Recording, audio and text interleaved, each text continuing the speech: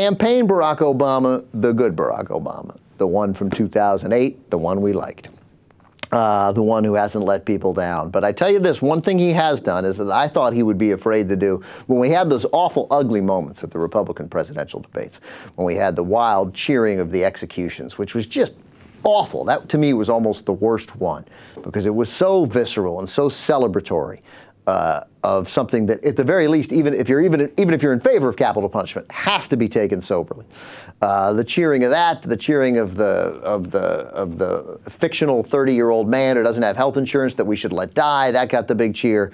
And then finally, the repulsive cheering of an actual person, an individual person, the booing of the gay soldier in the more recent debate.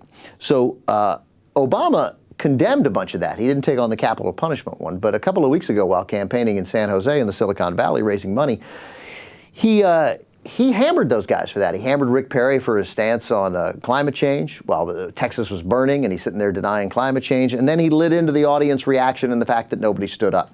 So here is Barack Obama, the Human Rights Campaign. This is good stuff. No way around it. This is good stuff from the president.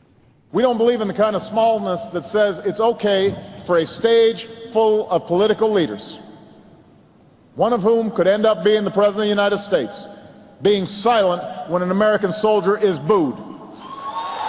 We don't believe in that. We don't believe in standing silent when that's the first part of that. It's good. I like it because he's not just calling out the audience, he's calling out the leaders. And then he got into it, and this is when you want this guy's policies to follow the rhetoric. But anyway, here's the rest of what Obama had to say. It's good. That happens. We don't believe in them being silent cents. You want to be commander-in-chief? You can start by standing up for the men and women who wear the uniform of the United States, even when it's not politically convenient. We believe in a big America, a tolerant America, a just America, an equal America that values the service of every patriot. Good stuff. Good stuff from the president. And John McCain agrees. Kind of. John McCain says, no. Look, we're all in favor of gay soldiers. No, we're not. We're all in favor of gay soldiers. It's just at this debate, there's no chance in the debate to sort of, why would anybody at the debate want to set themselves apart and call attention to themselves by saying something that would reflect actual leadership? Do you think that the Republican candidate should have spoken up at that debate about that? I do, but a lot of times you know, when you're in a debate, you're thinking about what you're going to say and what the question is going to be. It's hard to react sometimes. So, but I'm sure that I would bet that every Republican on that stage did not agree with that kind of behavior. I'm going to disagree with you about whether they disagreed with that kind of behavior. And also, at a debate, I don't know. There's every opportunity at any point to yell in and go, hey, this is wrong. That's wrong. You think maybe that would have gotten some coverage? Maybe? A little? Come on, John McCain. Come on, man. Boy, that guy, what a giant disappointment he turned out to be. And he just continues to prove it, although he proves it to some degree of irrelevancy now.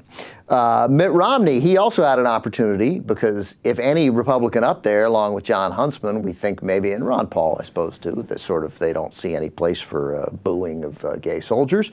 But he didn't say anything, and he was talking to the Manchester Union leader in New Hampshire, banjos, in New Hampshire, where he's campaigning, and he explained why it wasn't a sign of a lack of leadership why he didn't speak up. Of course he didn't speak up, because that's who Mitt Romney is, not speaking up. Actually, I think we can hear the boos. I would tell you that in these debates, there's been a lot of booing and a lot of applause, cheering and booing, some of which I don't agree with. Now, I have not made it my practice to scold the audience and say I disagree with this person, I agree with that person, because it goes in a lot of different directions. I don't recall whether people were booing his question or just booing They him. booed as soon as he identified himself as a gay person. You have to look into that. I don't know when they booed, and I don't know why people booed, but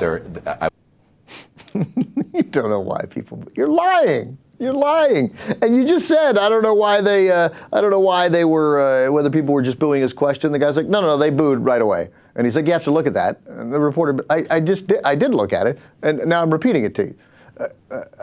Oh my God. My understanding of politics is that voters respond to authenticity. And I get it. I know the difficulty that he's in of being a less conservative Republican trying to win the primary. But it's not taking anyway. Nobody believes that you're this tough talking conservative. So just be who you are.